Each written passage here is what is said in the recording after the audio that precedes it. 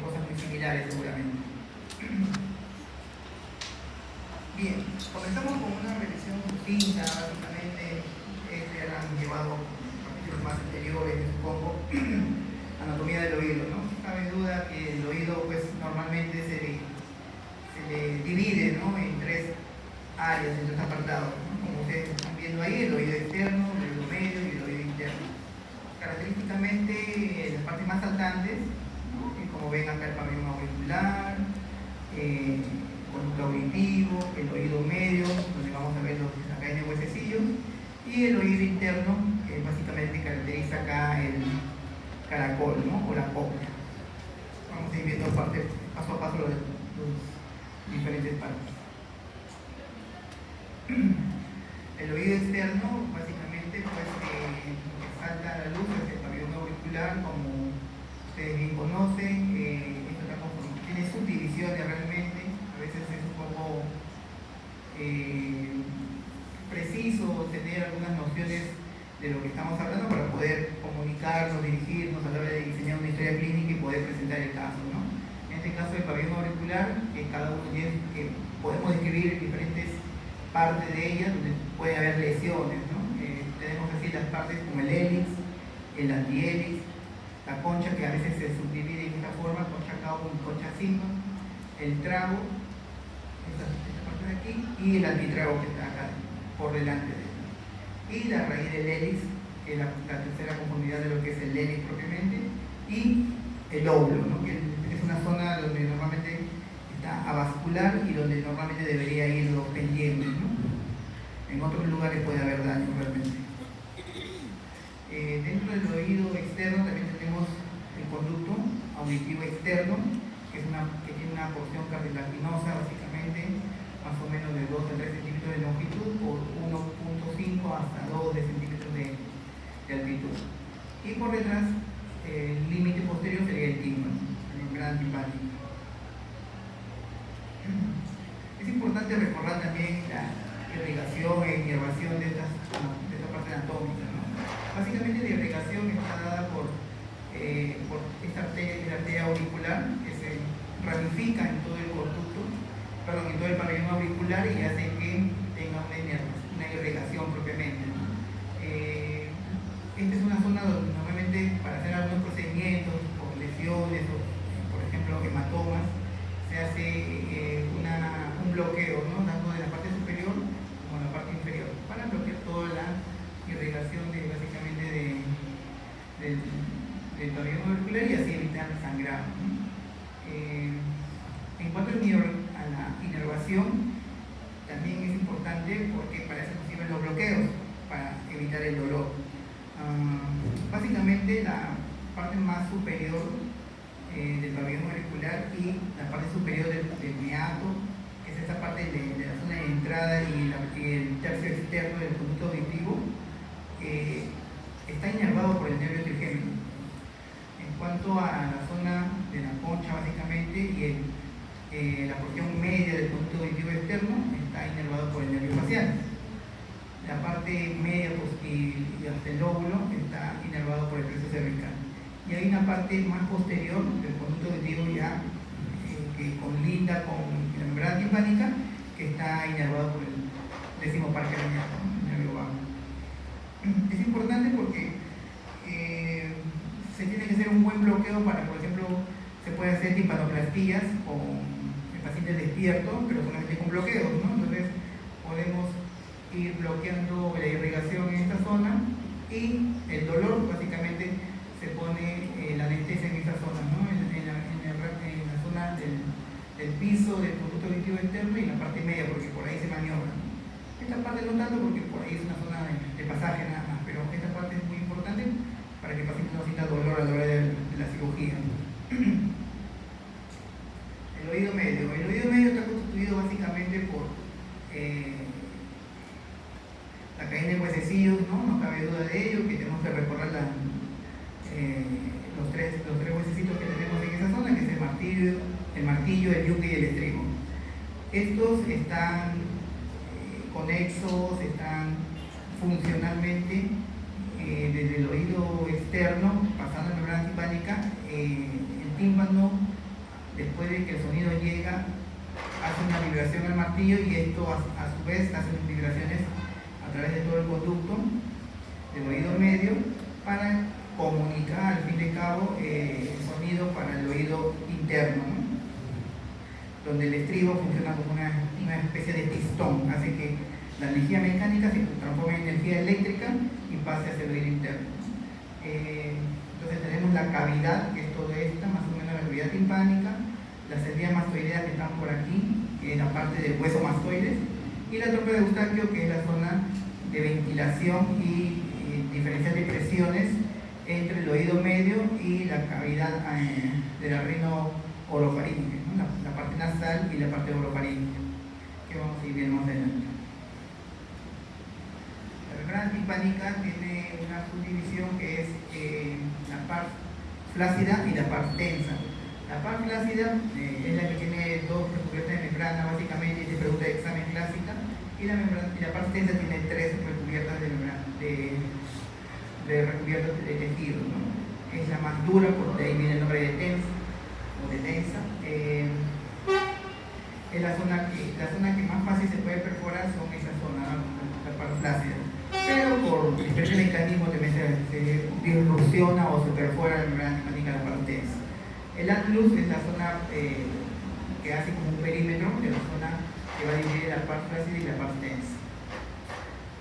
Esta es una visión otoscópica clásica de cómo se ve una membrana timpánica, donde a la microscopía, con cierto aumento, se puede ver inclusive cómo está irrigado, cómo se tiene acá el cono luminoso, el lumbus, que es la zona del ombligo, que es la parte radial medial del tímpano, el mango del martillo, y a su vez se puede ir viendo también cómo donde está esta zona lúcida es lo que refleja la ventilación de la trompa de Eustaquio, ¿no? Recordemos la trompa de Eustaquio, esto de aquí, entonces más o menos esto hace un reflejo hacia esto de acá, el cono luminoso.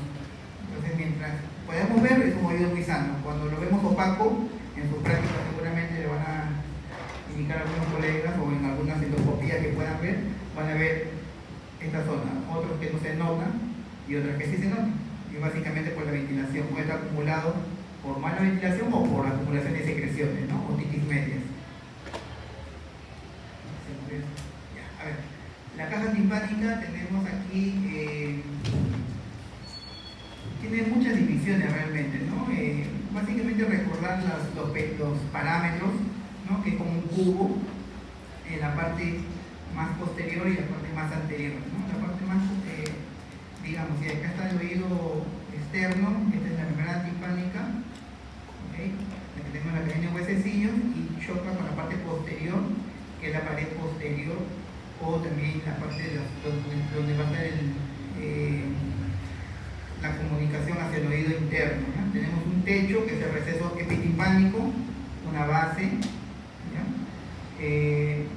Entonces recordemos el contenido, ¿no? Básicamente tres huesecillos, que es lo que nuevamente se repite, el martillo, yuque y el estribo.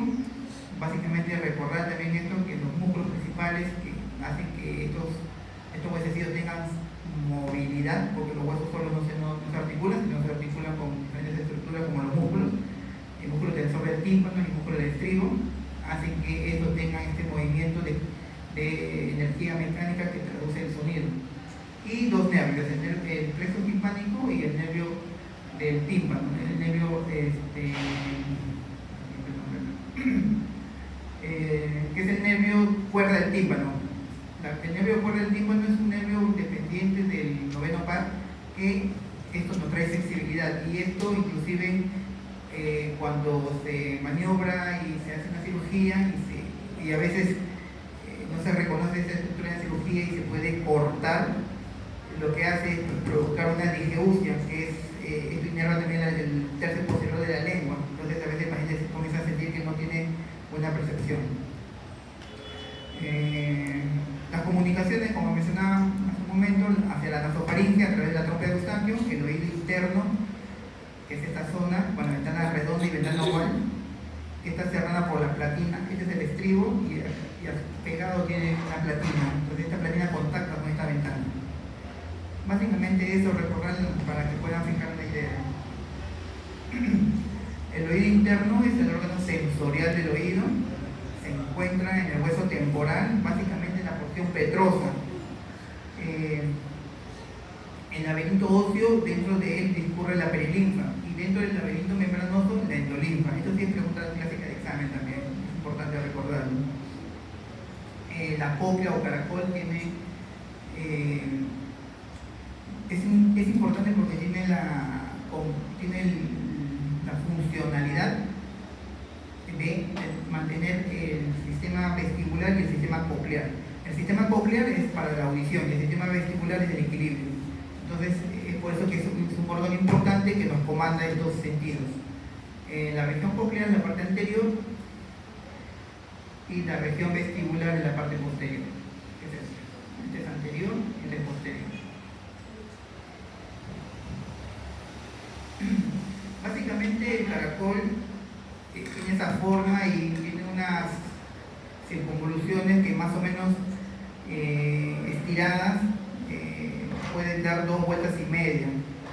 Dentro de ellos se envuelve como si fuera un canuto de hilo, por ejemplo, en el modiolo, ¿no? Dentro del modiolo, o por fuera, en todo caso, por fuera del modiolo es que se envuelve la cóclea, ¿no? El modiolo sería el carrete, básicamente. Dentro de ellos hay que reconocer también unas estructuras que son las escalas timpánica, la escala coclear y la escala vestibular. Entonces estas escalas que están acá representadas, tanto la escala media como la vestibular y la timpánica, que está comandado por el órgano de Corti, tienen funciones tanto en el equilibrio de la audición y del sistema vestibular, ¿no? Y esta parte, básicamente, estamos hablando del sistema timpánico cocleo-vestibular. Entonces las funciones son diversas, tienen un comando a través de esta porción, ¿no? Las células ciliadas, que son células precursoras de la audición, reciben inervación del ganglio espiral y la unión de estas terminaciones nerviosas van a formar el nervio coclear, y esto pasa a través de un conducto que es el conducto auditivo interno, que está en la parte más posterior del oído interno. También es importante recordar la parte vestibular y los conductos semicirculares. Los conductos semicirculares son estas ampollas que se ven acá, son 3 en cada oído. Tenemos el conducto semicircular superior, el anterior y el posterior, ¿ya? Entonces, estos conductos semicirculares tienen diferentes funciones que son básicamente de equilibrio angular. Esa es pregunta de examen. Entonces, los conductos semicirculares comandan el sistema vestibular angular, mientras que el utrículo sacro lo hacen en el otro sistema que es vertical, de arriba hacia abajo. Contienen neuroepitelios sensoriales, ¿no? Para los cuales las células ciliadas detectan los cambios de movimiento y podemos tener la posición que estamos nosotros en forma consciente. Los nervios vesticulares inferior y superior transcurren por el conducto auditivo interno hacia el tronco encefálico. Entonces, después del tronco encefálico tiene comunicación hacia el tálamo, y esto hace que pueda, con sus neuronas eferentes, hace que tengamos una posición de bipedestación, por ejemplo. El conducto auditivo interno se encuentra formado por la comunicación con el sistema nervioso central. Van a transitar estos nervios vestibulares, tanto el superior, que tenemos aquí, el inferior, el facial y el coclear. Entonces, estos nervios vestibulares tienen diferentes comunicaciones y terminaciones que hacen que nos detecten qué tipo de movimiento vamos a hacer. Por ejemplo, tanto el conducto semicircular superior y horizontal, que están inervados por el nervio superior, nos va a detectar la aceleración angular, básicamente de ambos, ¿no? El inferior, el conducto semicircular inferior está inervado por el nervio vestibular inferior y nos da la aceleración angular también. Mientras que el utrículo y el sacro están cada uno, el utrículo está por encima, entonces esto está inervado por el nervio vestibular superior, que nos detectan tanto la aceleración lineal horizontal y la otra la aceleración lineal vertical. Por ejemplo, las sensaciones de estar en un ascensor y el otro de estar, por ejemplo, en movimiento de un vehículo, ¿no? Donde nuestro sistema, cuando está en equilibrio, hace que se regulen y mantengan un estado de equilibrio.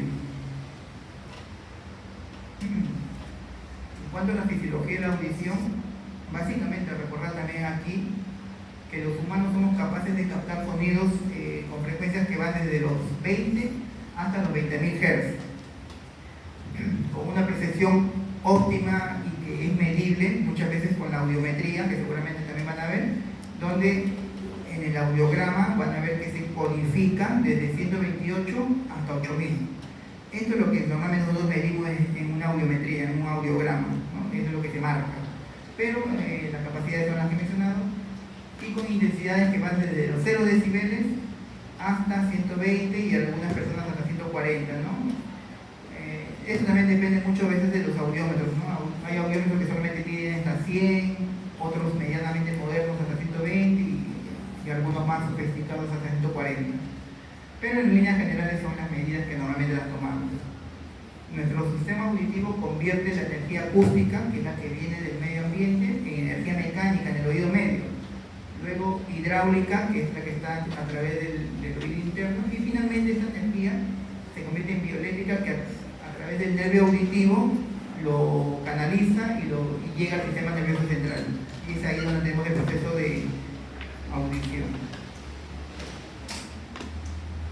Entonces, básicamente, vamos a ver cómo es la onda viajera. La onda viajera es un concepto relativamente antiguo, donde se ve cómo va el sonido, ¿no? Entonces, el pabellón auricular en los humanos, si bien es cierto, no juega un rol preponderante como en otras especies, pero sí puede, a través de esa forma que tiene, como una especie de radar, una especie de embudo, hace que el sonido que viene del medio ambiente capte y lo canalice a través del pabellón auricular, la concha, el meato, hacia el conducto auditivo externo. Y esto sigue viajando hasta hacer una reverberancia en la membrana timpánica, o sea, capta el sonido, lo transmite al tímpano, y esto hace que estas ondas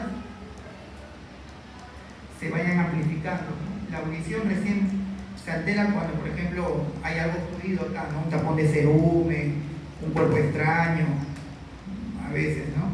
Entonces, esta es la parte inicial de la captación del sonido. Luego el oído medio, la onda sonora, debe sufrir varias transformaciones, ¿no? Previas. La primera de esto ocurre en el oído medio, donde actúa como un punto de transición, básicamente, ¿no? Este traspaso de energía que venía como acústica se transforma en energía mecánica a nivel del oído medio, y esto evita que se pierda el sonido más o menos entre 30 decibeles, ¿no? Entonces quiere decir, si tuviésemos alteraciones del oído medio, por ejemplo, con secreción, perforación de membrana timpánica o alteraciones en la movilidad de la cadena de huesecillos, se perdiese básicamente unos 30 decibeles, ¿no? El oído medio va a permitir el paso del sonido de un medio de relativamente baja impedancia o resistencia, como el aire, a un medio líquido de mayor impedancia. Estos mecanismos de transformación de las diferentes impedancias se clasifican en estos dos tipos de mecanismos, ¿no? El primero, la diferencia de superficie, quiere decir, entre la membrana timpánica y la ventana oval. Recordemos, después del conducto auditivo tenemos el tímpano, y desde la parte más posterior, en ese cuadrito que les mencioné previamente, la ventana oval, más o menos tiene una relación de 17 a 1. Entonces, de un medio de mayor tamaño pasa a un medio de menor tamaño. Entonces, este tipo de cambios hace que se multiplique la capacidad del sonido, y se multiplique y se capte unos 23 decibeles más o menos. El efecto de palanca, que es básicamente la cadena de huesecillos, hace una ganancia de 2.5 decibeles más, básicamente. El tímpano, membrana timpánica va a vibrar de distintas maneras según la frecuencia de los sonidos, ¿no? No es lo mismo un sonido agudo que un sonido grave o un sonido medio. Entonces, la membrana timpánica hace que esta energía que llega a través de ella se comunica hacia la perilinfa del oído interno y sea igual a la que recibimos del conducto auditivo externo. Hay un concepto también que deben recordar, que es el reflejo acústico, que cuando nos exponemos a sonidos de mucha intensidad, básicamente se activan los músculos, ¿no? Lo que hemos hablado al inicio del oído medio, y esto va a hacer que se cree una resistencia, aumenta la impedancia. de la cadena de huesecillos, impidiendo así un paso completo de la energía.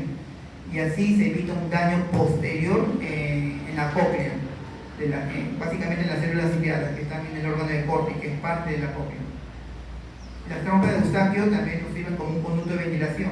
Va a equiparar, va a mantener las presiones atmosféricas tanto en el oído medio. Y hay un drenaje y también hace que drenen los fluidos básicamente que pudieran acumularse, ¿no? Entonces, cuando una persona está resfriada, por ejemplo, a veces se le tapa el oído. ¿Por qué? Porque hay comunicación. En algunas personas es un poco más, depende de la posición en que esté la trompa de Eustaquio, básicamente, ¿no? En los niños es mucho más, inclusive.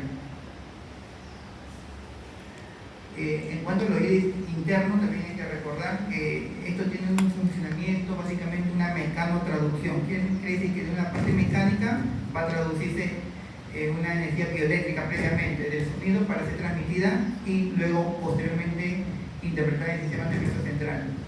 Esta acción básicamente del huesecillo estribo genera una vibración de la membrana oval que contacta con la perilinfa, que se encuentra en la rampa vestibular y luego básicamente acá. Esta es la rampa vestibular y esto a través hace que esta energía se canalice como una especie de pistón. Justamente acá se ha diagramado como un pistón. Después de la membrana timpánica empuja toda la cadena de huesecillos y el líquido hace que se funda y salga por la ventana redonda y puede jugar tanto hacia la trompa de Eustaquio. En la rampa media de la cóclea se encuentra en el órgano de Corti, donde transforma estos estímulos mecánicos en eléctricos con el movimiento de presión hacia adentro del hueso estribo. Los líquidos de la cóclea presionan en sentido opuesto, abombando en la ventana redonda. Entonces esto es el conocido juego de ventanas, tanto la ventana oval como la ventana redonda, ¿no? Hay una presión y hace una especie de juego. Y esta traducción hace que posteriormente se pueda transformar desde una energía acústica, que es la que se capta del medio ambiente, a una energía bioeléctrica. Es importante recordar la tonotopía coclear. ¿Por qué? Porque esto nos ayuda a entender un poco más cómo es la protección tonotópica de la cóclea, ¿no? Los sonidos se captan básicamente en las frecuencias agudas, que son 20.000, 7.000, 10.000. Las frecuencias agudas van desde 2.000 realmente, ¿ya? 2.000, 3.000, 4.000, 6.000, 8.000, bueno, ya 20.000 no llegamos a medir, pero esto es básicamente como si fuera un audiograma estirado. Y las partes más internas, hacia el modiolo, están las frecuencias graves. Entonces, el sonido cuando llega en forma violenta, a veces por un sonido pues inesperado, por ejemplo, ¿no? Arma de fuego, un sonido de un parlante, etcétera, hace que vibre primeramente las frecuencias agudas y son las más frágiles de dañarse. Normalmente encontramos traumas acústicos por este daño, básicamente por exposición a ruidos, que es por la predisposición que está en la cóclea, ¿no? Entonces, generalmente el movimiento de la perilinfa genera una onda que hace vibrar la membrana basilar. Esto alcanza una máxima amplitud dependiendo de la frecuencia de estímulo, ¿no? Cualquiera de las frecuencias, donde los de mayor frecuencia, los agudos, van a alcanzar una máxima amplitud hacia la base de la cóclea, ventana oval, y ahí es donde tienen menor frecuencia las frecuencias graves, son las que menos se dañan realmente, ¿no? Ya salvo que sea una presbiacusia, que es una pérdida de la audición propia por el paso de los años, por la edad.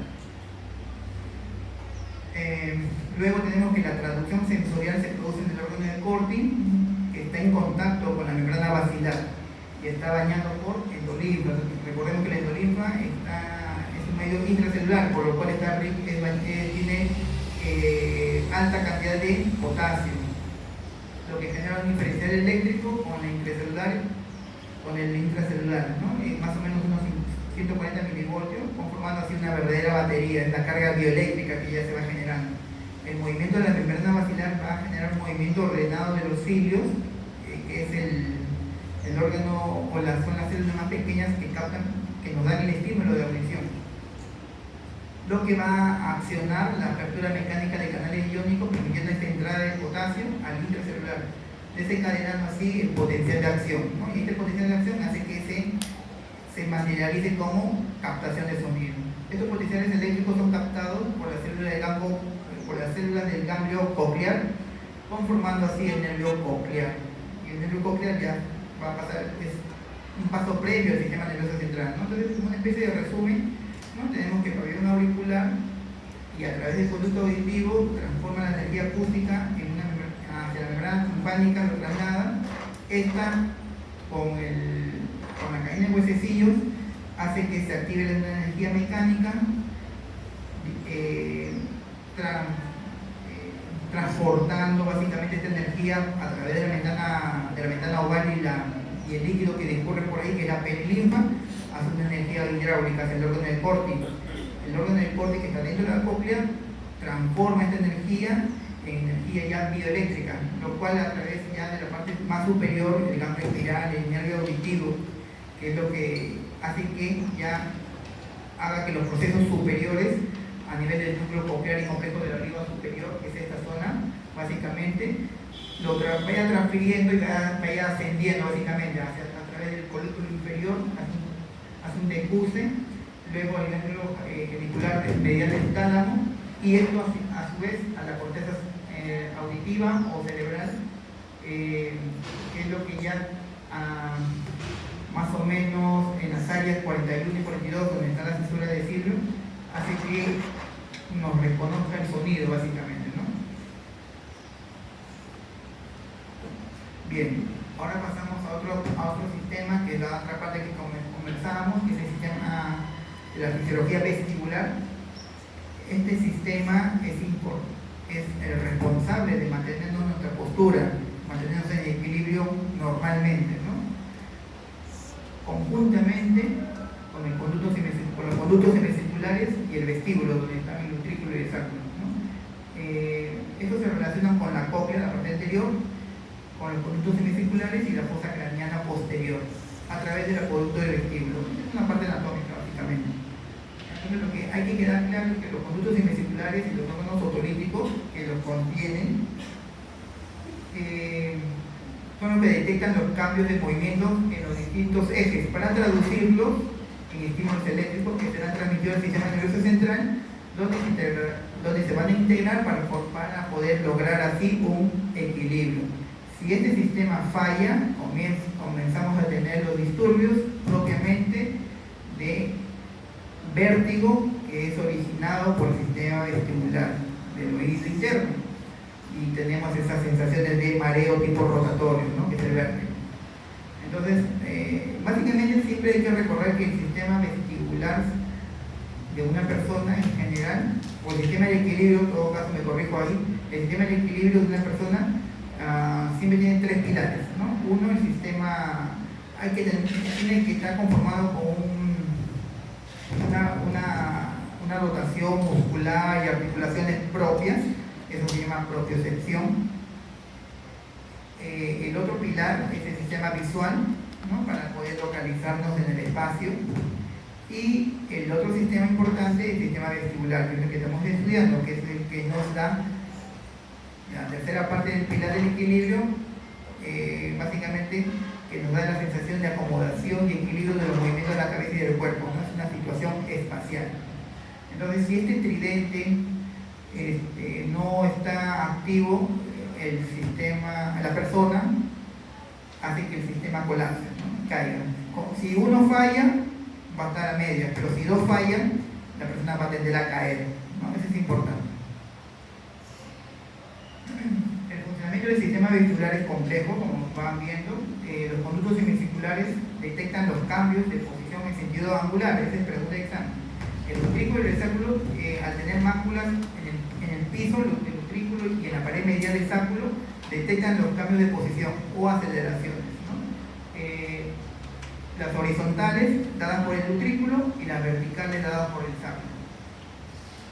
El neuroepitelio de las crestas ampulares y de las máculas se conectan a través de una sinapsis colinérgica con la primera neurona de la vía vestibular, que a su vez va a ser una sinapsis con la segunda neurona, que ya está a nivel vulvar, en los núcleos vestibulares. Desde ahí surgen importantes vías, básicamente, donde por un sistema de polarizaciones y potencializaciones hace que estas ultraestructuras, si están en un equilibrio, mantenemos el sistema vestibular en correcto funcionamiento, ¿no? Entonces, básicamente, tenemos estos 4 pilares, ¿no?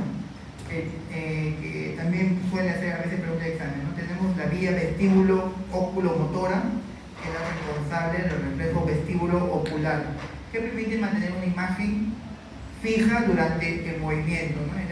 Es la que nos da la estabilidad del campo visual. La vía vestíbulo-cerebelosa, a través del cual se informa al cerebelo, responsable de la integración multisensorial de nuestros movimientos, que luego lo modula y coordina la actividad vestibular. La otra vía, la vía vestíbulo-espinal, que informa al aparato locomotor sobre la situación vestibular, o sea, nos da el equilibrio y elabora respuestas y reflejos posturales destinados a conservar la posición del cuerpo en el espacio. Y la última, la vía vestíbulo-talámica cortical, que explica la percepción consciente, ¿no? Nos damos cuenta de que vamos a girar o estamos en giro. Bien, hasta ahí con la primera parte. Ahora vamos a revisar la anatomía de la nariz y las cavidades nasales. También un breve repaso, más o menos para puntualizar algunos puntos que son necesarios para esta especialidad, ¿no? La nariz es la porción del tracto respiratorio superior, ¿no? Que es la que es más fácil de reconocer es. Incluye la cavidad nasal, que está dividida por el tabique.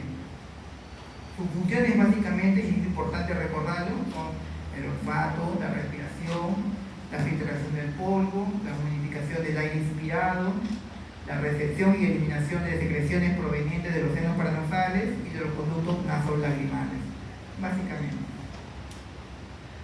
La nariz está formada por 2 paredes laterales, ¿ya?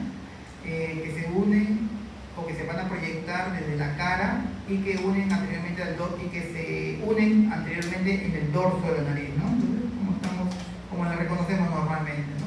El dorso nasal hacia cefálico se continúa con la raíz de la nariz, ¿no? Que sería esta zona de acá, y la frente, ¿no? Mientras que la caudal termina en el ápice o en la punta nasal. Las paredes laterales están formadas por los huesos propios de la nariz, que son estos de aquí. Son 2, uno para cada lado, izquierdo y derecho. El proceso nasal del hueso maxilar sería esta parte de aquí. La apófisis ascendente del hueso maxilar. El cartílago lateral superior, este de aquí. Y el inferior, que acá no se ve, pero es una pequeña rula básicamente, que va a conformar el cartílago alar, ¿no? El cartílago alar son 3 estructuras que, bueno, para hacer rinoplastías las trabajamos, ¿no? Tenemos el inferior, medio y superior. En el piso y entre las paredes divergentes de la nariz se encuentran 2 orificios o narinas, que son los agujeros nasales, las fosas nasales, separados de la línea media por el cartílago septal. Este cartílago es el cartílago septal que divide la pared izquierda y derecha. La parte ósea que forma la parte superior de la nariz puede ser fracturada normalmente a través de injurias en la parte central de la cara. La parte cartilaginosa es de menor riesgo frente a traumas por la misma forma de estructura. Pero cuando son muy violentos realmente, hemos tenido también fracturas de la parte cartilaginosa del tabique nasal. La posición, forma y propiedades del hueso y cartílago de la nariz determinan considerablemente la forma y armonía de la cara y la función de la cavidad nasal, ¿no? Nos hacen propiamente distinguibles a cada uno. Tenemos también que reconocer la válvula nasal interna, porque es el sitio más estrecho de la vía aérea y por lo tanto que más resistencia va a ofrecer al paso del aire. A veces esta zona, la válvula nasal interna, por algunos colegas, tanto cirujanos plásticos o por qué no también otorrinos, en aras de hacer una cirugía más estética, armoniosa, ¿no? Se corta un poco más de lo debido y esta válvula nasal colapsa. Y como dice acá bien claro, es el sitio más estrecho. Si es el sitio más estrecho y lo recortamos más de lo debido, se hace más estrecho y hace más dificultosa la respiración posteriormente. La nariz puede estar muy bella por fuera, pero por dentro la válvula nasal va a impedir que uno respire apropiadamente, ¿no? Y a veces hay que corregirles, ponerles unos tutores para que pueda respirar mejor. Está delimitada por el septum nasal, el cartílago lateral superior, la punta del cornete inferior y el piso de la nariz, ¿no? Entonces, estas son las estructuras. El septum nasal es el lado derecho. El septum nasal la pared lateral y esta es la zona del cornete inferior, ¿no? Esta es la zona básicamente de la válvula nasal, que más o menos tiene un ángulo de 10 a 15, se forma entre el cartílago cuadrangular del septo nasal y el borde inferior de los cartílagos laterales superiores. Las fosas nasales se extienden desde las narinas, la parte anterior de las fosas nasales o de la nariz, hasta las guanas, que es la zona de comunicación hacia la orofaringe. Posteriormente continuamos desde ahí con la nasofaringe o orofaringe. Esta zona es una zona de paso, a veces en menores de edad, es todavía una zona donde todavía hay vestigios de adenoides. Cada lado a su vez puede ser dividido en el vestíbulo nasal y la cavidad nasal, ¿no? Este es el vestíbulo nasal, que es la zona la más baja realmente de la parte de toda la parte de la nariz, y la cavidad nasal, que es toda la conformidad que vemos, ¿no? El vestíbulo nasal es la porción más anterior, limitada lateralmente por el ala de la nariz y medialmente por la porción más anterior del septum. Está recubierto por epidermis, que contiene pelos, que coloquialmente también se le llama vibrisas, que es la que cuando hacemos cirugía tenemos que retirar para poder hacer un corte limpio, y glándulas sebáceas, ¿no? Por eso que a veces se pueden formar ahí también vestibulitis por inflamación del vestíbulo nasal por manipulación básicamente, ¿no? Y de esta forma los cartílagos alares determinan la forma de la punta nasal y el grado de apertura de ella.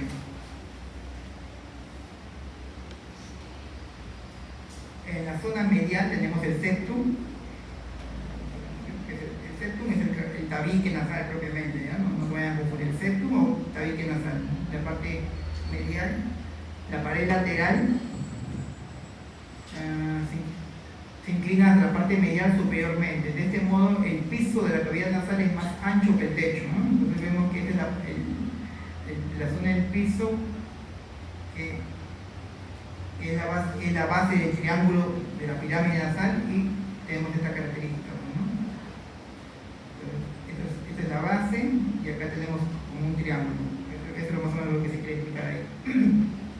El techo posee dos porciones frontonasales: anterior, central, formada por lámina cribosa. Esta es la lámina cribosa del hueso etmoides. Las células nerviosas del epitelio olfatorio se encuentran en la mucosa del techo de la cavidad nasal, el cornete superior y la porción más superior del septum. Desde ahí las fibras nerviosas pasan a través de la placa cribiforme. Entonces todo esto está relleno de porciones, fibras nerviosas propiamente, que nos hacen tener la sensación del olfato. El resto de la mucosa, que está tapizando las fosas nasales, constituye la porción respiratoria de la mucosa. Posee una rica irrigación, especialmente en el cornete inferior, lo que permite un rápido entibiamiento y humidificación del aire inspirado. Los cornetes, a veces cuando son muy grandes, no las podemos retirar, sino las tenemos que trabajar, reducir. Hay diferentes formas. Antiguamente se hacían infiltraciones, actualmente está proscrito. Lo que se hace son reducciones de cornete con diferentes métodos. Básicamente utilizamos más la radiofrecuencia. El piso de la cavidad nasal está formado por el proceso palatino del hueso maxilar, esta zona, la porción horizontal del hueso palatino y el paladar blando. La pared medial está constituida por el septum nasal, nuevamente sus porciones cartilaginosas y porción ósea, que es la lámina perpendicular del etmoides, y más abajo el pómez. El septum nasal puede presentar desviaciones, pueden ser iatrogénicas, pueden ser traumáticas o pueden ser de nacimiento. O espolones, que son unas excrescencias, aumentos de tamaño, que determinan las alteraciones de flujo, ¿no? En algunos casos son imperceptibles, cuando son muy notorias o muy marcadas, lo que produce es la obstrucción nasal. Entonces es la dificultad para respirar, posible candidato de cirugía quizás. La pared lateral presenta 3 o 4 proyecciones óseas o cornetes. Normalmente la que vemos a simple vista, inclusive al poner una manito en la base de la nariz, podemos ver los cornetes. Son esas dos pelotitas que vemos nada más abajo. En algunas personas se ven más, en otras personas se ven muy poco. Son los cornetes inferiores. Luego de eso ya es difícil que lo vean a simple vista, pero de ahí podemos ver el cornete medio, el superior, y también inclusive se menciona de un cornete que se llama supremo, que está en el 60% de la población y hasta menos inclusive, ¿eh? Los cornetes se curvan hacia inferior y lateralmente, determinando 3 túneles, que son importantes porque ahí van a drenar los senos paranasales, que son los meato superior, medio e inferior. Entonces, así tenemos que en el meato superior, y esto sí es pregunta de examen clásicamente, el meato superior drena el seno etmoidal posterior. En el meato medio, los senos etmoidal anterior, frontal y maxilar. Y en el meato inferior, el conducto lacrimonasal. Entonces es importante que recuerden porque esto nos evidencia si es que hay alguna patología sinusoidal o sinusitis por la forma de cómo está drenando. En cuanto a la irrigación, básicamente concentrarnos que tenemos dos tipos de irrigación, la carótida interna y la carótida externa. Por la interna, básicamente van a conformarlo las arterias etmoidales anterior y posteriores, que es la parte de la parte más alta de la pared lateral de la nariz, y el tercio anterior del tabique, que se va a anastomosar con las ramas septales anteriores de la arteria fenopalatina y la arteria labial superior. Esta zona es de fácil reconocimiento porque es la zona que a veces nos sangra más fácilmente, ¿no? Y es conocido como el plexo de Kisselbach. Y el otro sistema carotídeo externo es formado por la arteria labial superior, que está en el piso de la fosa nasal y el tabique anterior, que se va a juntar en el plexo de Kisselbach. Es el principal aporte sanguíneo de la fosa nasal, de la fenopalatina, rama de la arteria maxilar, porción posterior de la nariz, que también llamado el plexo de Woodruff, que puede sangrar en forma muy peligrosa a veces y de difícil reconocimiento, y básicamente a veces es un reto para nosotros hacer el taponamiento posterior, ¿no? La inervación tenemos que están dadas por las ramas del trigémino, tanto de primera y la segunda, y la inervación motora de los músculos por el nervio facial. En cuanto a los senos paranasales, recordarles también que son prolongaciones de la cavidad nasal hacia los huesos vecinos del cráneo, recubiertos por muco periósteo. Son cavidades pares normalmente, existiendo una gran variabilidad, pudiendo existir ausencias, que se le llama agenesia, o de menor desarrollo, que se le llama hipoplasia. Los senos paranasales son lo que ustedes conocen, los senos maxilares, los senos etmoidales, tanto anterior y posterior, el seno frontal, y posterior al seno etmoidal tenemos acá el seno efenoidal, ¿no? El seno etmoidal, anterior y posterior, y más atrás el seno efenoidal. Básicamente el seno maxilar se forma en el día 17 de gestación, inicia como un pequeño divertículo y continúa su desarrollo a través de los primeros años de vida para alcanzar el nivel del piso de la fosa nasal alrededor de los 7 u 8 años y crece hasta la edad adulta. Es difícil su evaluación con una radiografía simple, a veces nos puede crear falsos positivos y también falsos negativos. En ocasiones ambos senos maxilares se desarrollan asimétricamente, no son una pareja. La pared posterior se relaciona con la fosa ptérigo-palatina y su contenido, que es la arteria maxilar interna, el ganglio ptérigo-palatino y la rama del nervio trigémino, que es el quinto par, y el sistema autonómico. Básicamente esta es una imagen de una radiografía, ¿no?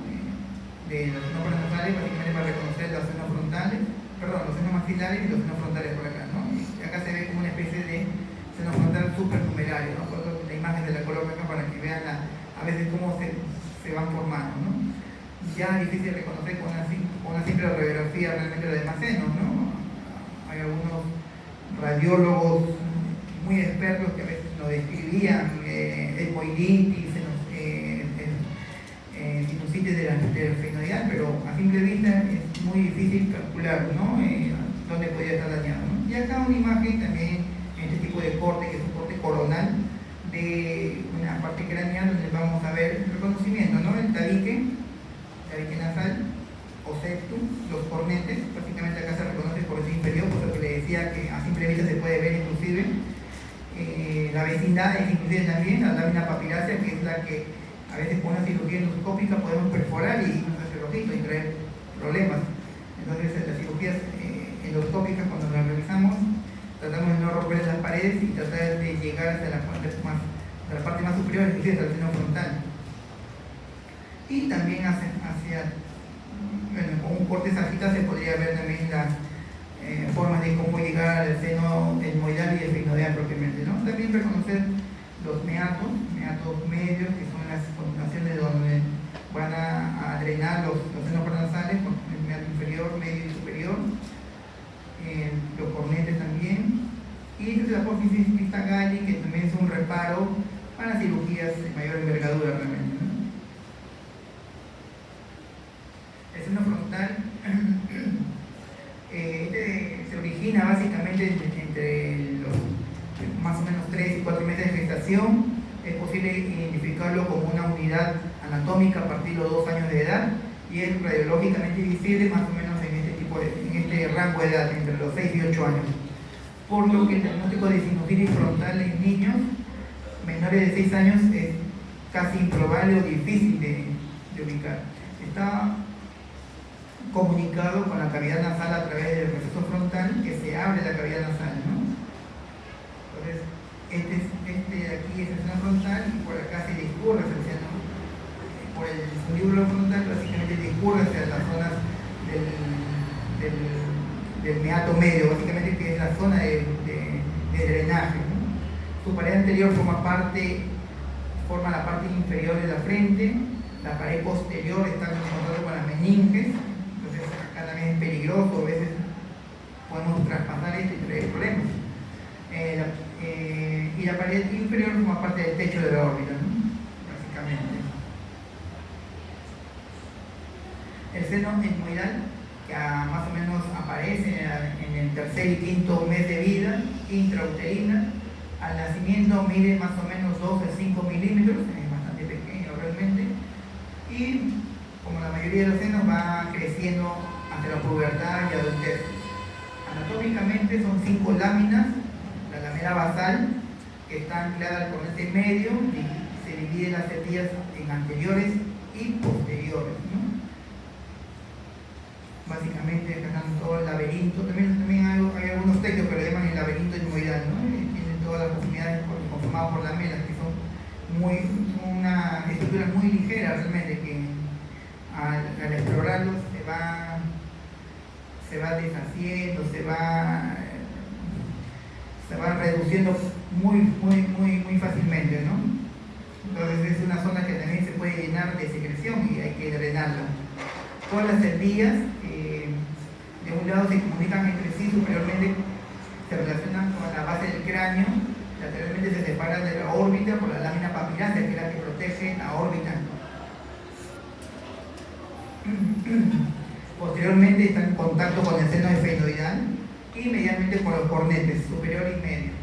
Estas relaciones son importantes, ¿no? Básicamente para los que hacemos cirugía, ya que las complicaciones se originan por la contigüidad, por la cercanía, teniendo así la posibilidad de extensión de un proceso infeccioso hacia la órbita o hacia la base del cráneo, ¿no? Que es lo que mencionaba. Estas estructuras son muy pequeñas, ¿por qué no decirlo? Son muy peligrosas si que uno no las reconoce apropiadamente, ¿no? Entonces, son estructuras que se tienen que reconocer por lo menos con nombre para poder tenerlo conscientemente y prevenir. Y hacer el estudio y propiamente hacer el abordaje. El seno esfenoidal, que se origina del etmoides posterior e invade el hueso esfenoidal, más o menos entre los 3 o 4 años, termina su crecimiento en la adolescencia, con la mayoría. Su óseo de drenaje se encuentra en la pared anterior del cuerpo del hueso esfenoidal hacia la parte medial. Presenta 2 agujeros que son los más importantes: el agujero redondo, por donde va a transcurrir el nervio maxilar, y el otro, la zona que es el agujero vidiano, el nervio vidiano. Su pared superior está en contacto con la fosa craneal anterior y media, de estrecha relación con el quiasma óptico y el foramen óptico. La pared lateral está en contacto con el seno cavernoso. A través de este seno se pueden hacer abordajes para cirugías transesfenoidales, que son las cirugías, por ejemplo, para la extracción de tumores de quiasma, tumores celares, entre otros, ¿no? Estas contigüidades, estas estructuras están en relación también con la carótida interna, los nervios craneales, el segundo, tercer, cuarto, quinto y sexto par. El piso se va a relacionar con el techo de la nasofaringe y la coana. Cobra importancia clínica al hacer un abordaje quirúrgico de las patologías como tumores, entre otros, de la silla turca también. Pasamos a otro acápite que es la anatomía de la cavidad oral y orofaringe. En la cavidad oral comienza el proceso digestivo, como bien se conoce, con la masticación y la acción de las enzimas que tenemos de la saliva. Se inicia voluntariamente la devolución con el bolo alimenticio que hace su paso posterior hacia la faringe. Tenemos también la detección de sabores que nos da la lengua, la articulación y modulación de las palabras, con la propia forma y las formas de la fonación inclusive. La saliva lubrica los tejidos orales, limpia la boca y también comienza el proceso digestivo por las enzimas. Participa en la inmunidad natural, evita las caries y las enfermedades periodontales. Tenemos que reconocer acá el vestíbulo oral, que se encuentra entre los labios, mejillas y los procesos dentoalveolares. La cavidad oral propiamente, que es el espacio entre las mejillas y las arcadas dentarias, con sus procesos dentoalveolares hacia posterior, limitado por el istmo de la fauces, ¿no? El istmo de la fauces es la parte más posterior, hacia superior por el paladar duro y blando, hacia inferior por el piso de la boca, ¿no? El piso de la boca. El paladar duro, como se ve en la imagen, es parte del proceso del hueso maxilar, segundo entre los dos tercios anteriores, donde se identifica la estructura medio-palatina, es esta, que une ambos procesos maxilares. El proceso horizontal del hueso palatino conforma el tercio posterior, que es esta parte de aquí.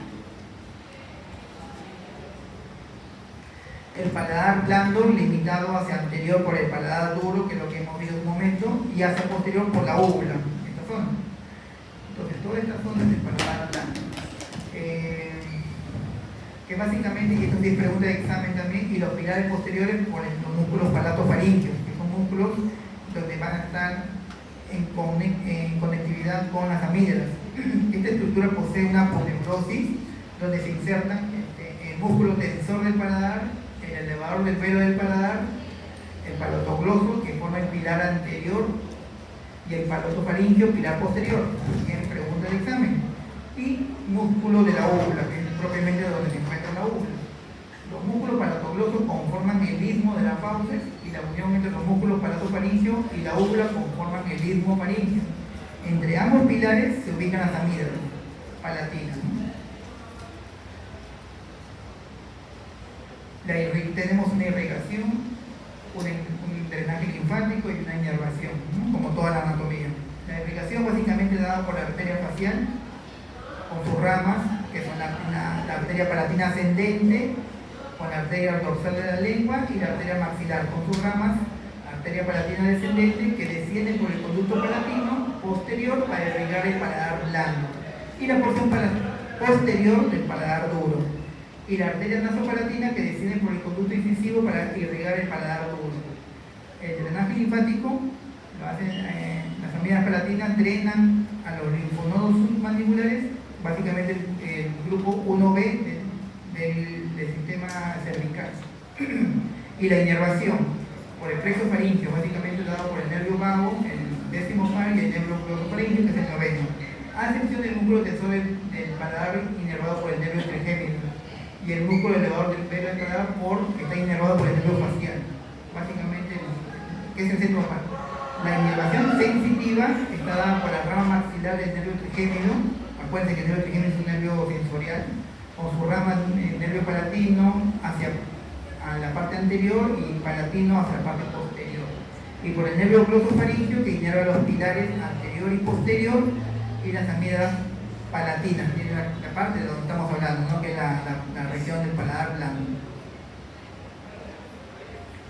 El piso de la boca, básicamente tenemos que reconocer la zona perilingual, que es toda esta zona, que contiene el frenillo lingual, las glándulas sublinguales, que son muy pequeñitas, pero son estas básicamente, y las carúnculas, que son esta zona más forestal, y esta, donde es la zona de desembocadura del conducto de Wharton, de la glándula submandibular. Los músculos del piso de la boca, también denominados músculos suprayoideos, tanto el miloioideo y el genioideo, dan soporte al piso.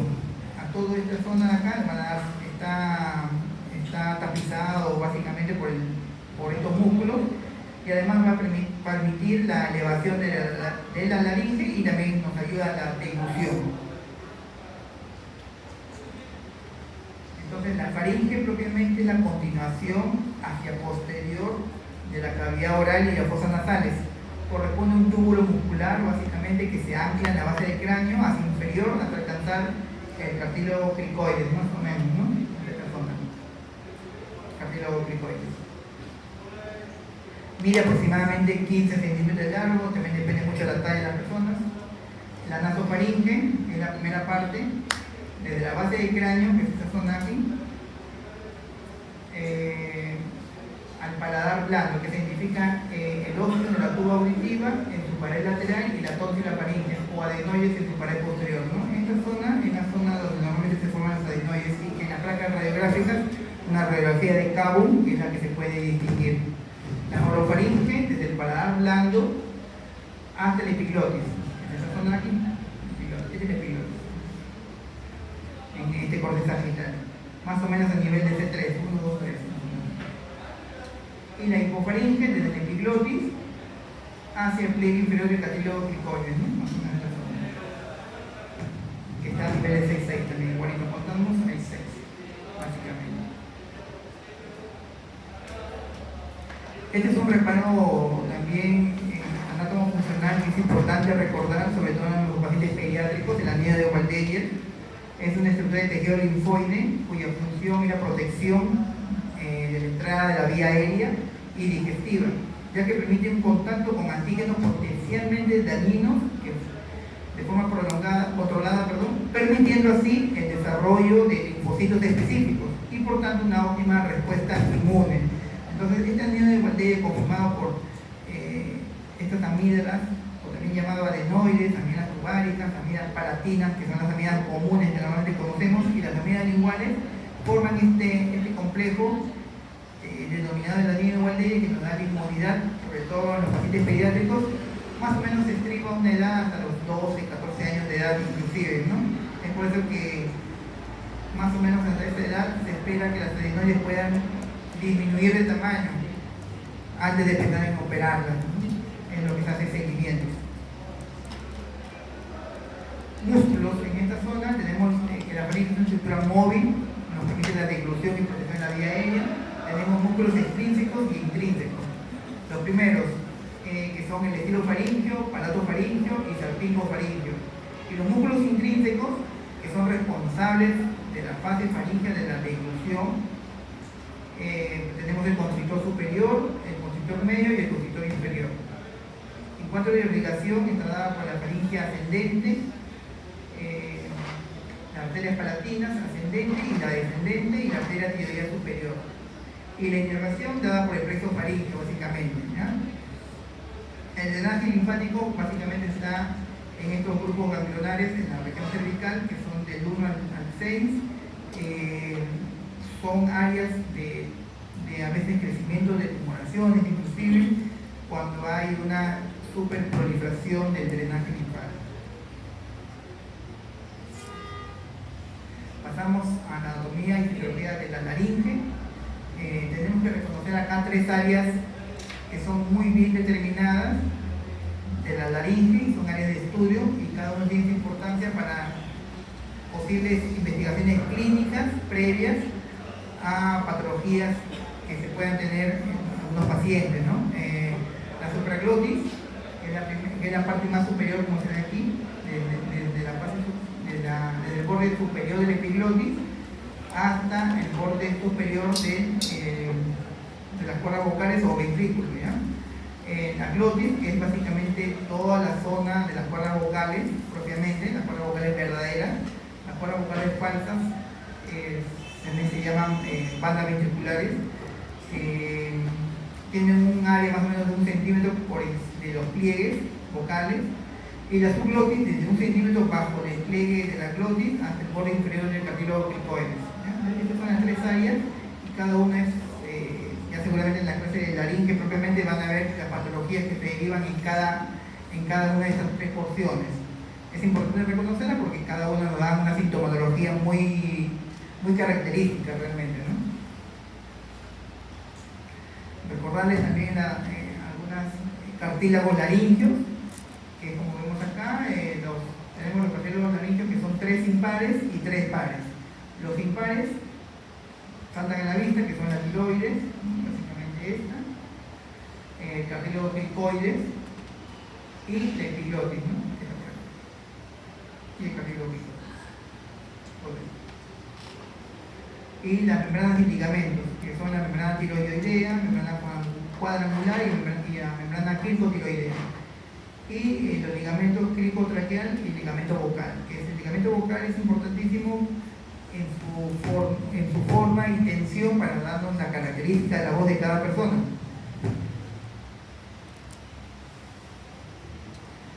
En cuanto a los músculos, tenemos los músculos extrínsecos. Dentro de estos músculos extrínsecos tenemos los suprayoideos y los infrayoideos.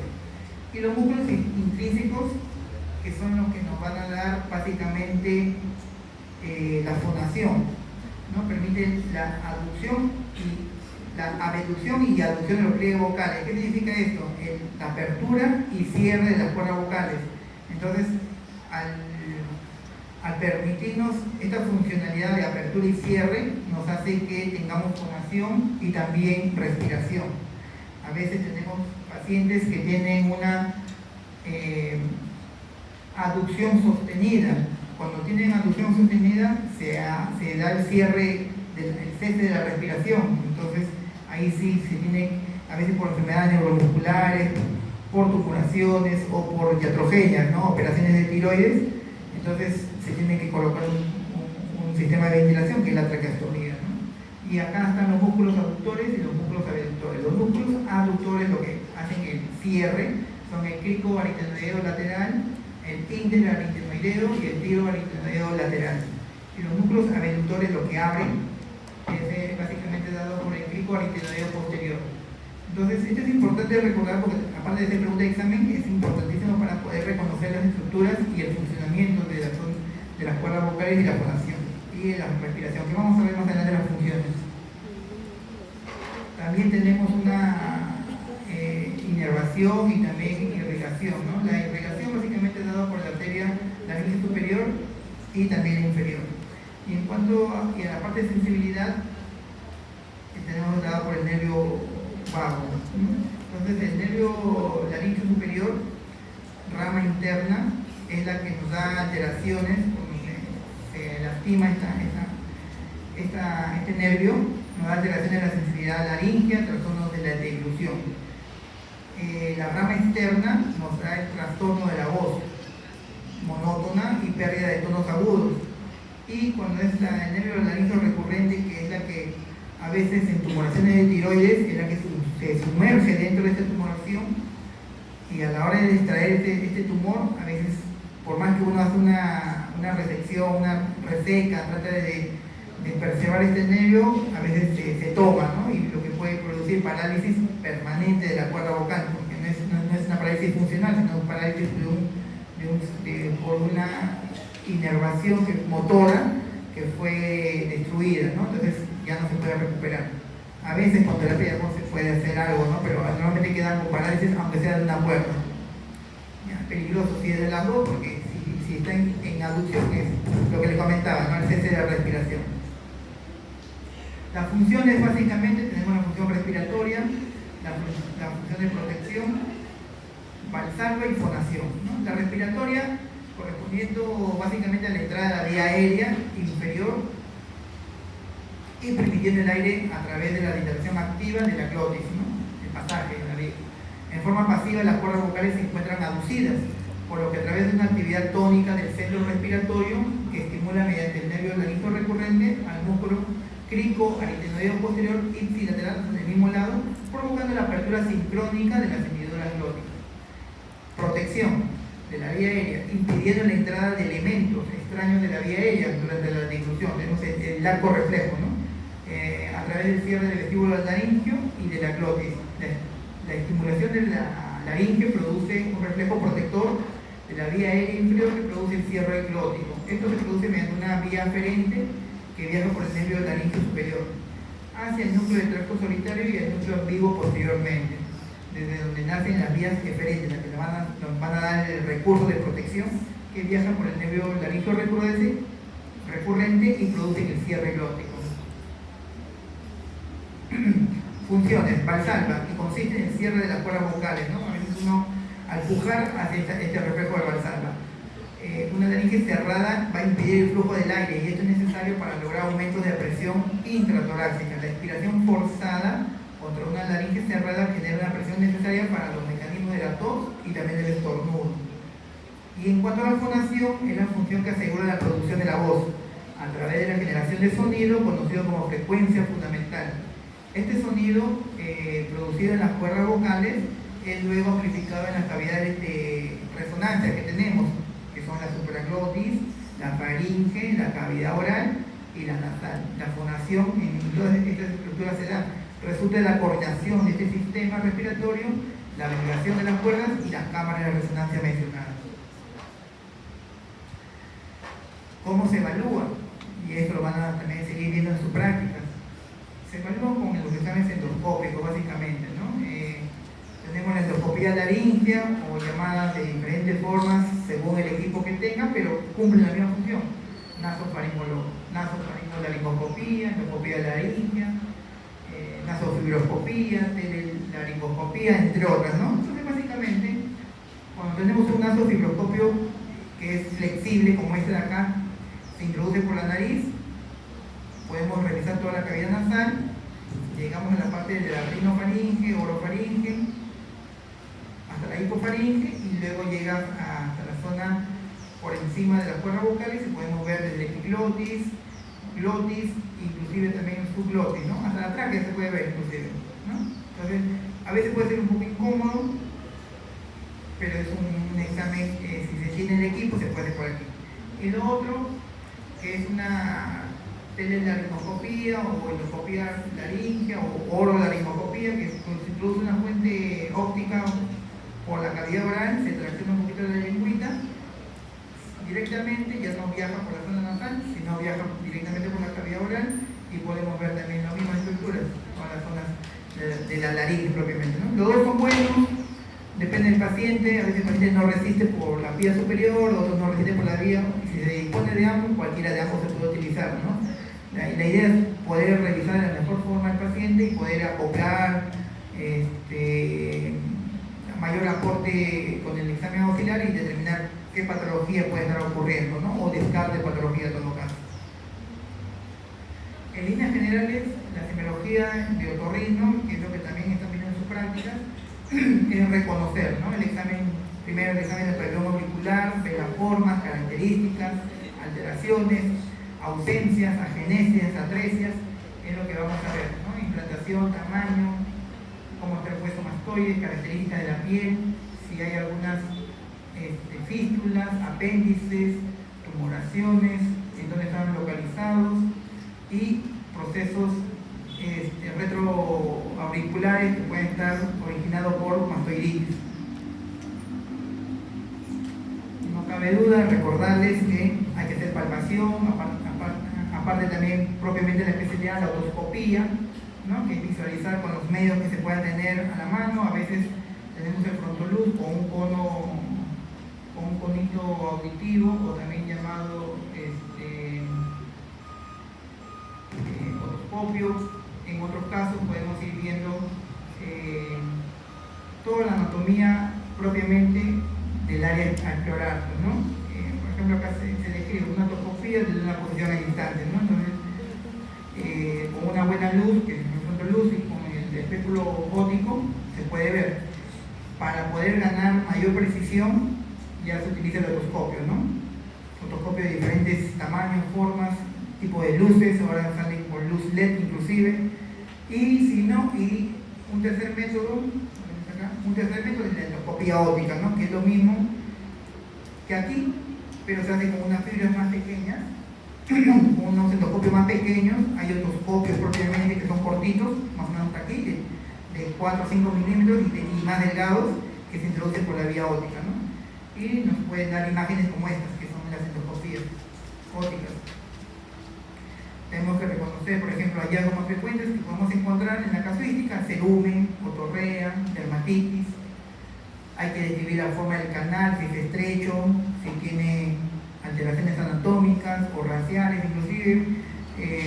Se tiene por entendido que, por ejemplo, en razas arias europeas, el conducto es muy permeable, se puede ver muy bien. En razas mestizas, morenas, es muy estrecho, ¿no? Entonces eso también se puede describir.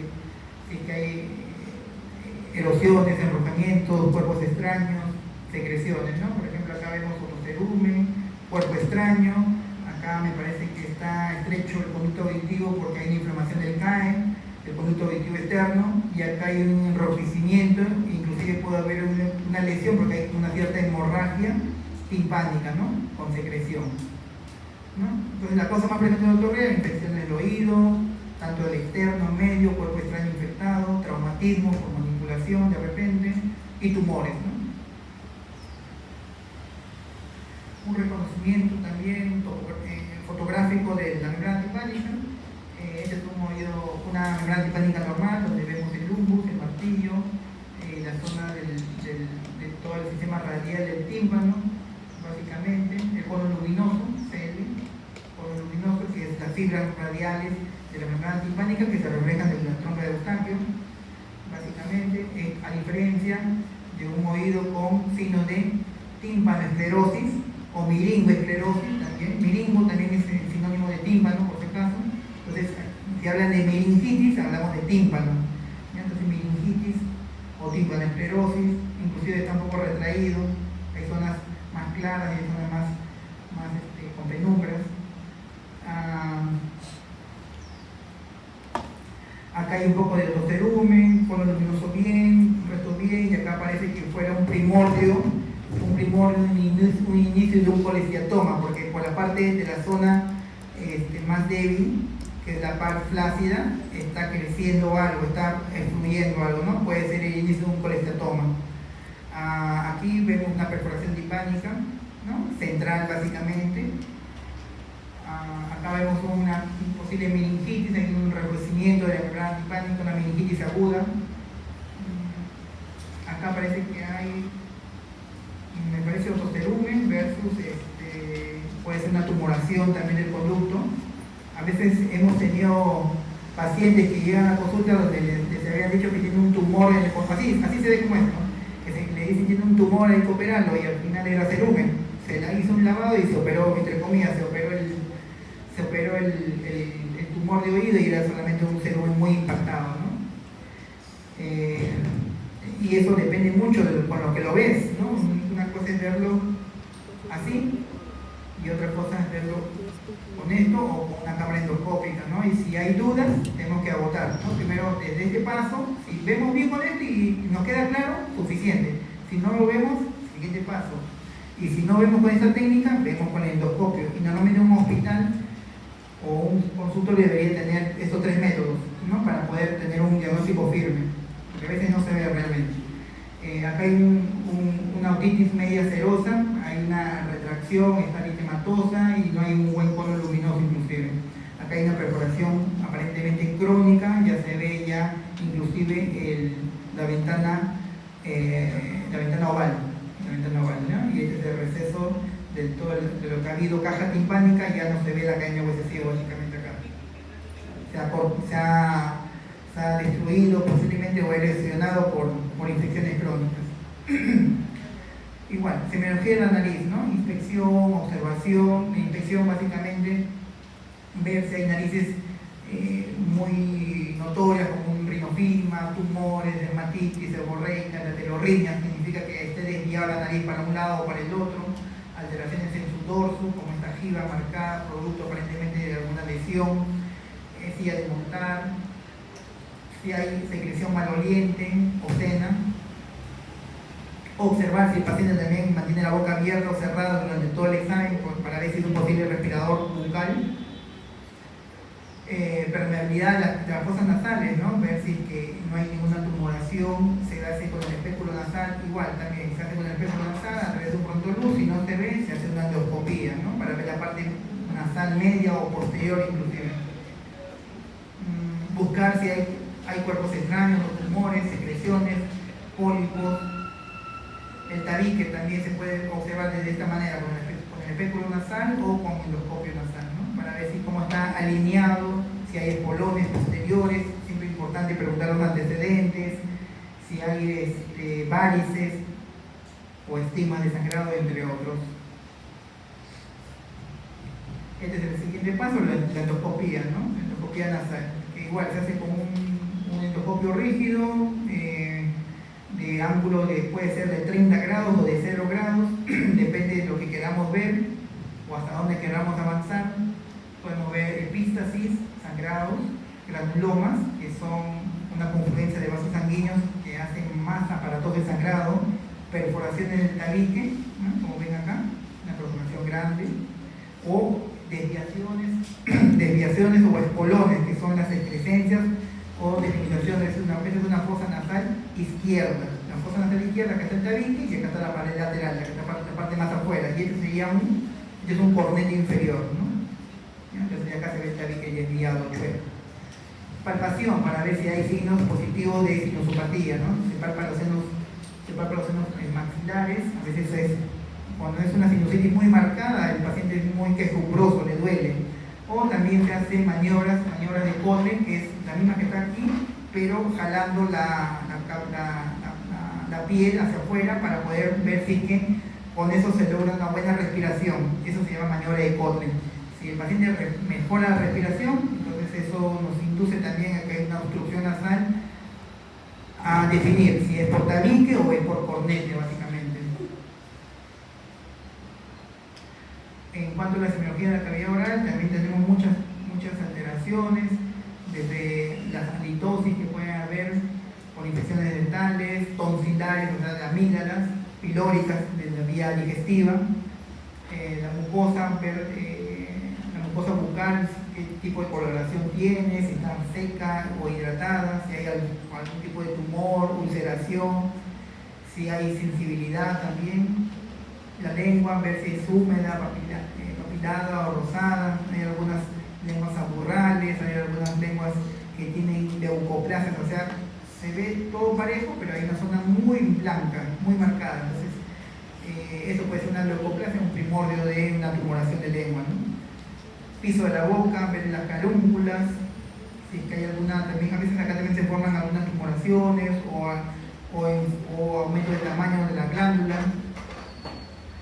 El paladar, si es un paladar ojival, si presenta algunas ramificaciones o estrechez del paladar, eso nos hace notar que es un paciente que posiblemente tenga respiración bucal o posible adenoides. Y estas son unas tumoraciones que no son peligrosas, se llaman torus, que son aumentos de volumen del paladar duro, que erosionan hasta de este tamaño, básicamente, ¿no? Es uno de los más grandes que se puede ver en la consulta, ¿no? Normalmente son más pequeños, realmente un cuarto de esto, o la mitad si quieren, más o mucho, son bastante grandes, ¿no? Bastante notorios. Y no es una cirugía porque no trae problemas, pero sí a veces asusta al paciente por el tamaño, ¿no? Pero son excrescencias del paladar que crece de esa forma, ¿no? Solamente en un caso extremo, porque esté obstruyendo, se podrá hacer una cirugía, pero si no, queda solamente como observación. En cuanto a la faringe y las amígdalas, ver cómo está la faringe, si está eritematosa, si tiene tumoraciones, secreciones, si en este caso hay secreciones, está congestivo, está purulento. Ver si existen tonsilolitos, que son estas excrescencias, que no es lo mismo que esto. Esto sí está efusivo, está todo enmarcado, enmarañado, no es que esté saliendo de alguna crista amigalina, sino está infectado. A diferencia de esto, que no está infectado, sino son excrescencias que salen de las cavidades, de las cristas amigdalinas, que son excrescencias, como se ven acá, tonsilolitos, que son restos de alimentos básicamente que se encapsularon en las amígdalas, que son así media críticas, y de un momento a otro comenzaban a presentarse así. ¿ya? Y ellos son hipertrofia de amígdalas. Puede haber también acá amigdalitis crónica, que por el tamaño y la clínica a definir se puede practicar cirugía, ¿no? Una amigdalectomía. La laringe un poco más, de lo que estábamos hablando, bueno, esta es una comparación, antes hacíamos con espejo laringio, que es un espejo como cuando van a la consulta del odontólogo, más o menos similar, con la luz frontal veíamos igual, la laringe. Luego ya más modernamente pasamos a los endoscopios, ¿no? Tanto el rígido como el flexible, ¿no? Igual, para ver acá la competencia de laringe, ven la laringe, las cuerdas vocales, los senos piriformes, estas son las bandas ventriculares o cuerdas vocales falsas, y acá adelante está la bilenoides, ¿no? Y por delante están las bayéculas, que es una zona, pregunta de examen, zona de confluencia clásica de cuerpos extraños, y por delante de ello está la lengua. Todo eso se puede ver con las endoscopías. Como les mencionaba nuevamente, depende más o menos del paciente ideal para cada método, ¿no? O del recurso que tengamos en cada centro hospitalario o clínica, pero los dos son muy válidos. Y esto es una parte de principio de tratamiento ambulatorio, criterios para la interconsulta ante la especialidad, ¿no? Básicamente se puede manejar todo, pero no todo se puede manejar a todos los pacientes. ¿Qué quiere decir? A veces hay criterios que hay que mantener para poder referir a la especialidad, ¿no? Hay que dar un tratamiento inicial, ambulatorio, cuando dar referencia de urgencia y cuando la referencia podría ser diferida, ¿no? Las otitis medias agudas, por ejemplo, ¿no? Lo principal del tratamiento acá es el manejo del dolor, ¿no? No cabe duda, un paciente que viene a, no sé, 2 de la mañana a una guardia, no van a esperar que venga el especialista a darle un analgésico, ¿no? Pueden tratarlo. Ya si la terapia antibiótica, pueden iniciar inclusive terapia antibiótica, ya, y con eso, según su expertise, ¿no? Su experiencia, ven que solamente con el tratamiento queda, pues igual hay que darle, ¿no? Pero si ven que es un paciente, y todo parte de una buena historia clínica, es un paciente que está recidivando, que ha tenido hace una semana, por ejemplo, un cuadro similar, entonces igual, manejarlo como está indicado aquí y luego referirlo, ¿no? ¿Cuándo va a ser una interconsulta urgente? Cuando se sospecha de una otitis media aguda complicada, por ejemplo, mastoiditis, ¿no? Recuerden, el aumento de volumen, sobre todo en niños, porque puede ser muy peligroso, puede producir encefalopatías, inclusive, ¿no? Encefalitis, abscesos superióticos, sorderas súbitas, o sea, si aparte de que viene por dolor, también ha perdido la audición de una manera así súbita, brusca. Si presenta además concomitancia con la laberintitis aguda, parálisis espacial, meningitis, absceso cerebral, trombosis articular, ¿no? Entonces, y si ha habido fracaso en la terapia de segunda línea y necesidad de meningotomía, ¿qué cosa quiere decir esto? Si, por ejemplo, hace una semana, como les decía, le dio un tratamiento y no ha mejorado y otra vez viene por dolor, entonces hay que ver si inclusive puede necesitar un drenaje de la membrana timpánica. Y una interconsulta diferida cuando ya tiene más tiempo realmente, ¿no? 3 meses, un cuadro que recidiva, pero recidiva en este tiempo, ¿no? 3 meses más o menos, con sospecha de hipoacusia, pero que no ha sido de un momento a otro, ¿no? O que también recurre acá frecuentemente, sobre todo cuando ver esto mucho en pacientes pediátricos, ¿no? Cuando de repente ya en internado, entonces pacientes que más de 3 meses, más de 6 meses, años inclusive, persiste con el cuadro, ¿no? Sí, también en esta consulta, pero puede ser diferida, no es urgente realmente, ¿no? Retracción de la membrana timpánica por otitis media crónica posiblemente, o sospecha de un colesteroma congénito, inclusive, ¿no? La sospecha de colesteroma congénito se hace ¿por qué? Porque hay secreción en el conducto auditivo y se ve como una especie de discrescencia, como una especie de tumoración, ¿no? Más o menos así. En la parte de la par flácida básicamente se ve como una especie de perforación, ¿no? A veces puede estar con secreción o erosionado. Otitis media crónica. Tratamiento con las medidas generales, básicamente evitar o tratar las infecciones respiratorias. Las crónicas normalmente vienen por procesos respiratorios también agudos o crónicos. Evitar el ingreso de agua, ¿no? Tratamiento, puede ser curaciones o dar antibióticos locales, ¿no? Gotitas, tantas gotitas que hay en el mercado, que se pueden utilizar, ¿no? Que a base de antibiótico, analgésico y antiinflamatorio básicamente vienen. Cuando derivarlo, cuando hay complicaciones, casi siempre en relación a otitis media colisteatomatosa, cuando hay fiebre, otorrea purulenta, cefalea y compromiso de conciencia, ¿no? Esos son puntos donde uno debe tomar la determinación de referirlo de forma urgente, ¿no? Y también algunos pacientes que comienzan a presentar concomitantemente vértigo y nistagmos asociados a meningismo, parálisis facial. Y una interconsulta diferida, cuando estos son otitis adhesivas o otitis media crónicas que son serosas, que van y vienen en un cierto tiempo. Y la perforación del tímpano, si también es persistente, ¿no? Por ejemplo, se lesionó esto hasta hace 6 meses, no hubo mayor de repente concurrencia, pero tiene el antecedente y lo ven y no cierra este tímpano, entonces es posiblemente que ya necesite una cirugía, ¿no? O sospecha de colesteroma, ¿no? Derivar más o menos en ese tiempo. Hipoacusia del adulto, ¿no? Tratamiento, a veces pues, si se puede, se hace un lavado de oídos, en caso de tapón, si lo reconocen y lo pueden hacer. Si hay patología del tímpano, realizar un tratamiento inicial o derivar según la patología, ¿no? Referencias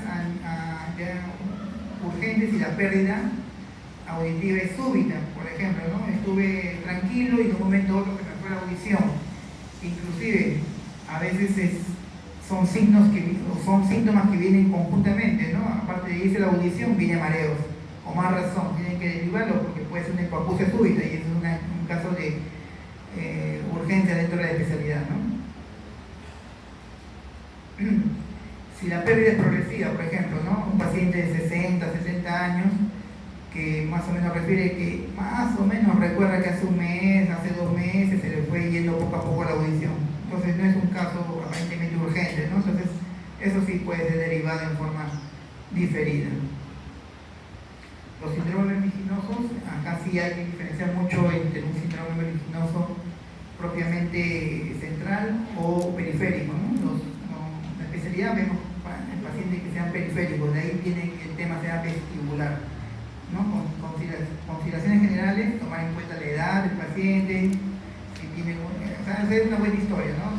Qué medicamentos toma, si tiene otras enfermedades concomitantemente, si se puede manejar con antieméticos, antivertiginosos, inclusive hasta ansiolíticos, y el paciente mejora bastante bien y se puede referir pues, ya medianamente, ¿no? Si dentro de ello hay intercrisis y en los primeros días se puede utilizar también otro tipo de derivados medicamentosos, ¿no? Que pueden ser vasodilatadores, entre ellos el ginkgo biloba, betahistina, ansiolíticos y diuréticos. Eso es dentro del manejo de los recursos que se pueden utilizar. ¿Cuándo referirlos urgentemente? Cuando la crisis vertiginosa es intensa, aguda, súbita y, como les mencionaba hace un momento, si todavía concurre con hipoacusia de un momento a otro, ¿no? La súbita. Entonces, esos son criterios que reúnen una referencia urgente. Síntomas, y la otra contraparte, si es periférico o central, le decía, ¿no? La otra, si tiene síntomas de déficit neurológico concomitante, ¿no? Si está focalizando, por ejemplo, ¿no? Si tiene rigidez de nuca, si tiene hemiparesias o parálisis, con más razón, ¿no? Entonces se tienen que evaluar todos esos parámetros, recordar los parámetros cardiovasculares, neurológicos, accidentes isquémicos transitorios, complicaciones paraneoplásicas y los estudios que se pueden utilizar, eso ya será en un nivel 3, por ejemplo, un hospital, ¿no? Hacer estudios que ameriten, ¿no? Y la referencia diferida, incluso vértigos recurrentes, pacientes, por ejemplo, ¿no? Muchos ancianitos tienen mareos, vértigos, cada semana, cada mes, y a veces puede ser un presbivértigo, que también es un desgaste del sistema vestibular que hemos explicado y que hace que tengan eso. O a veces no saben explicar muy bien y no tiene vértigo, lo que tiene es mareo, y los mareos pueden ser por múltiples causas. Entonces ahí se puede derivar por la consulta, la especialidad, para poder ver si es que hay alguna causa periférica que nosotros podamos manejar, ¿no? O se dará otra derivación a otra especialidad de repente. Rinitis alérgicas. Básicamente el tratamiento, el pilar es evitar los factores desencadenantes, ¿no? Sabemos una persona es alérgica al polvo, a la humedad, pues hay que evitar ello, ¿no? Para que pueda ayudar en su tratamiento. Y los fármacos básicamente clásicos son los antihistamínicos y también se utilizan los corticoides, tanto vía oral como también vía tópica nasal. Cuando se hace referencia, cuando se sospecha de algo orgánico o otra comorbilidad, que los síntomas sean unilaterales, significa que solamente por una fosa nasal tiene rinorrea, por ejemplo, puede ser el primordio, puede ser el indicio de que tenga otro tipo de patología, como son las fístulas. Hay fístulas que son drenajes de sistemas del líquido cefalorraquídeo, que por la vecindad de los meatos hace que discurra solamente por una fosa nasal, y eso puede ser una sospecha, ¿no? O que también, a pesar de que pensaron que era una rinitis alérgica y le dan tratamiento y no mejora en un tiempo prudencial, a pesar de que hace cuidados y toma la medicación, eso también es sospecha de que puede haber algo más. Entonces ese es el criterio de referencia, ¿no? Básicamente lo que mencionaba, ¿no? Los corticoides, los cuidados, y ya más avanzado ya hacemos inmunoterapia o cirugía, si es que se detectan algunos de estos factores, ¿no? Poliposis, tumores, granulomas, entre otros, ¿no? Fístulas, inclusive, como le mencionaba.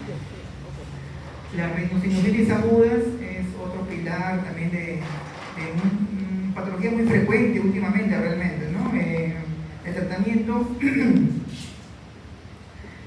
puede hacerse pues en consultorio definitivamente desde la parte primaria, ¿no? De las sinusitis agudas, virales, agudas por bacterias, a veces se confunden ambas, puede considerarse inclusive como un resfrío, y no falta razón porque se parecen mucho. Ya depende mucho de la clínica y la experticia de ustedes mismos como entrevistadores médicos, que puedan sospechar algo más, ¿no? Si igual no mejora, persiste el cuadro o le fue bien solamente unos pocos días y igual vuelve, entonces sí es criterio de referencia para poder manejar los síntomas no resueltos, ¿no? A pesar del tratamiento. A veces damos tratamiento antibiótico y de primera y segunda línea, y cuando hay complicaciones, por ejemplo, ¿no? Hay sinusitis que hacen por vecindad, como explicábamos, hacia el ojito, ¿no? Hacen celulitis orbitarias, entonces esas son complicaciones, ¿no? Entre estas son la meningitis, el acceso intramural, los accesos culturales y los accesos cerebrales inclusive, ¿no? Y otras complicaciones, como se ven acá, celulitis difusa, segmentaria, alrededor extracraneales, ¿no? Y lo más peligroso y mortal son las trombosis de seno cavernoso, ¿no? Que se sospecha básicamente como ya un cuadro muy descompensado del paciente que lleva a la muerte muy rápidamente si no se actúa. Epístasis. Tratamiento, bueno, normalmente debería ser una rinoscopía, visualizar los vasos dilatados, si es que le da tiempo realmente, si no, compresiones, como se dice acá, compresión digital sobre las alas nasales. Las alas nasales son la parte anterior de la nariz, la parte más blanda, nunca la parte superior donde está el tabique, no van a hacer nada, no la parte más baja. Se puede hacer cauterización nasal o taponamiento nasal con antibióticos y analgésicos. ¿Por qué? Hay que dar antibióticos y analgésicos porque si colocan un tapón, así sea un algodoncito y va a estar, por ejemplo, están en su serum, si lo colocan 3 días, 4 días, para evitar que sangre, está muy bien, pero hay que dar una cobertura porque esto se suele putrefactar y hace infecciones locales también, ¿no? Por eso se da analgésico para el dolor, pues, por las molestias que va a ocasionar, y antibiótico para prevenir infecciones nasales. Referencia, se recomienda estudiar un poco el paciente que ha requerido, ¿no? Atención de urgencia para ver por qué motivo está ocasionando la epístasis, si es que el sangrado viene de otros sitios, sospechas mayores, por ejemplo, discrecias sanguíneas, familiares, entre otras, ¿no? Fractura nasal. Las fracturas nasales tenemos que hacer una valoración, puede ser radiológica si la tienen en mano, sino clínica. La clínica básicamente es detectar si el paciente tiene crépitos a nivel de los huesos nasales. Se toca con mucho cuidado los huesos nasales, lo que hemos conversado, y si notan un cierto crepitar, una cierta depresión o mucha sensibilidad, así sea muy suave la palpación, Y también midiendo el umbral de dolor del paciente, ¿no? Hay algunos pacientes que son muy, entre comillas, exagerados y otros que son menos susceptibles, ¿no? Entonces, ver si que este huesecito está realmente dañado, ¿no? Entonces ahí se podría hacer clínicamente una valoración si es que hay una fractura. Y si tienen a la mano la radiológica, perfecto, con eso lo comprueban. Entonces, luego de eso se tendría que tener cierta experticia también de evaluar si hay hematoma septal. ¿Qué significa? Que donde está el tabique nasal se ve abombado. Si se ve abombado el tabique nasal, que es la parte medial de las fosas nasales que divide derecha e izquierda. Si ustedes no notan abombado, y si lo pueden palpar, por ejemplo, con un hisopito, y es muy doloroso, puede ser un hematoma septal. Y si lo pueden drenar, sería excelente. Si no lo pueden drenar, entonces hay que de repente diferirlo al fin de cuentas. Pero si tiene hematoma septal, se intenta drenar y se le da cobertura antibiótica y también derivar. Y si no lo pueden drenar, hay que ver cuánto tiempo evoluciona la fractura, que más o menos unos 7-10 días, y en ese término también más o menos derivar.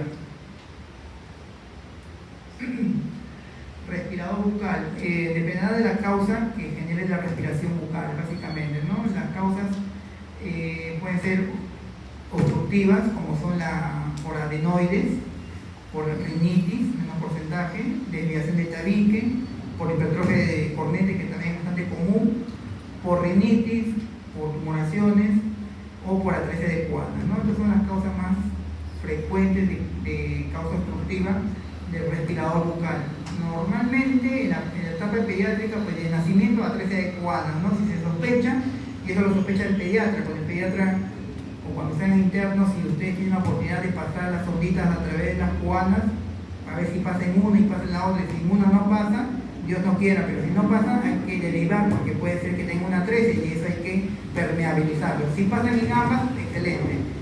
Eso es de la etapa más temprana. Después, las hipertrofias se van a ver en la parte paciente pediátrico, cuando un paciente viene con la clásica historia, mi hijito ronca, viene con la boca abierta, ronca más que yo, inclusive dice la mamá, básicamente, ¿no? Entonces ahí hay sospecha de posible hipertrofia, crecimiento de adenoides.